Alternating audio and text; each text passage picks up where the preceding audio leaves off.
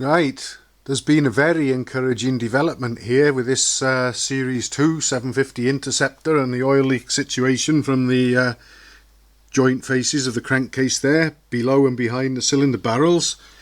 I managed to just wangle enough of a spanner onto that nut there, which screws onto the stud that goes right into the other crankcase, and the nut is one of the nuts that clamps the crankcases together. There's another one behind this camshaft sprocket.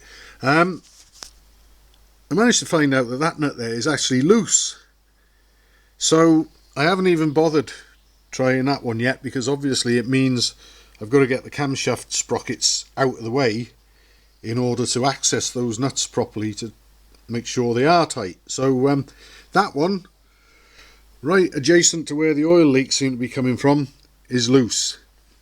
The crankcase junction screws might tighten up, I don't know yet, as might that one. So it's going to be well worth me taking the camshaft sprockets and timing chain and everything out the way, even if it's just to tighten that nut, which I think will probably, very likely, provide a fix.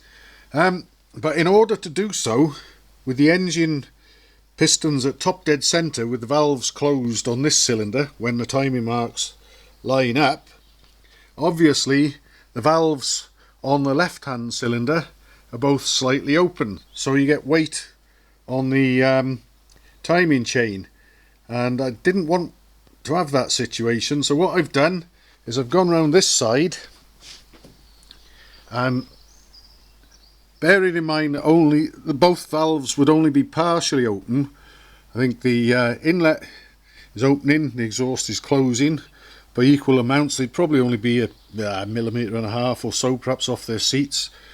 What I've done is I've slackened off the tappet adjusters so that the weight is off the rockers and therefore the camshafts, and I'm free to obviously do what I want on this side, get the camshaft sprockets off with the timing marks aligned, do the job, then put it all back together and then reverse the procedure. Now on Royal Enfield twins, the push rods locate into the rockers very effectively when you're putting the heads on. You don't have to sort of jiggle about with all sorts of weird equipment like on some pre-unit BSAs, for example, where you've got the thing called the comb to line your push rods up and so on. They're pretty much self-locating, so I'm not too worried about these going astray, because I know they won't. But the principle I'm using here could apply to other British twins or 360 degree twins, but you need to make sure if it's a pushrod engine that your push rods aren't going to get enough room to escape and become dislocated from the rockers. I know that it's not going to happen in the case of this machine though, so I'm very happy and confident that I'll just get the camshaft sprockets, timing chain and everything out the way now. Give me access to the nuts that I want to get at to tighten and make sure are tight, and then it'll just be a matter of reversing the procedure. Although first of all, on a Monday morning, I'm going to have to order some new gaskets, because this one's past it, ripped to bits.